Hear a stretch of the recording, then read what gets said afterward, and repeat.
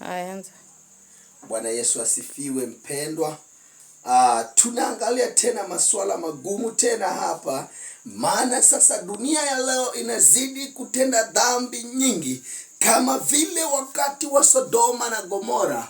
Wakati Sodoma na Gomora ilipozidi kutenda dhambi, Mungu akakasirika, na Mungu alipokasirikia Sodoma na Gomora alituma malaika wawili. Na alipotuma malaika katika mji wa Sodoma, wakati walipofika pale mji wa Sodoma, hakika hawa watu walikuwa wanatenda dhambi sana, maana walitenda dhambi za ulawiti, yani wanaume kwa wanaume kugeukiana wenyewe kwa wenyewe, kufanyana wanawake. Lakini siku Mungu alipokasirika, akatuma malaika kwenda kuiangamiza Sodoma na Gomora.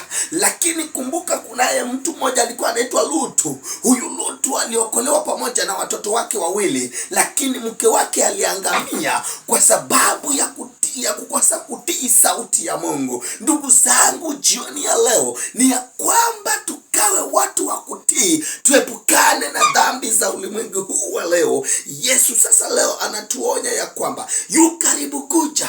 Watu wakiendelea kutenda anasa na dhambi, bado dunia itaangamizwa na moto wa jehanamu ya milele na milele. Lakini wale watakaotubu wataokolewa, kama vile Lutu alivyookolewa pamoja na watoto wake wawili. Bwana Yesu asifiwe.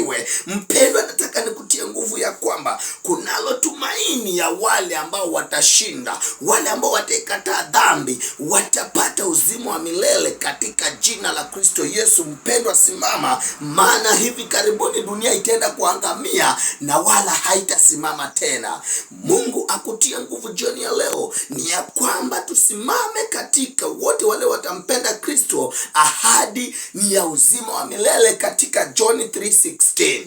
Wale wote watakaomwamini Yesu watapata uzima wa milele. Tusiangamie kama vile Sodoma na Gomora ilivyoangamizwa, lakini kwa wale waliotii Lutu na watoto wake wawili, Mungu akawanusuru. Na Mungu atubariki jioni ya leo. Mpendwa, endelea kusikiza mahubiri yangu na utaendelea kubarikiwa katika jina la Yesu Kristo.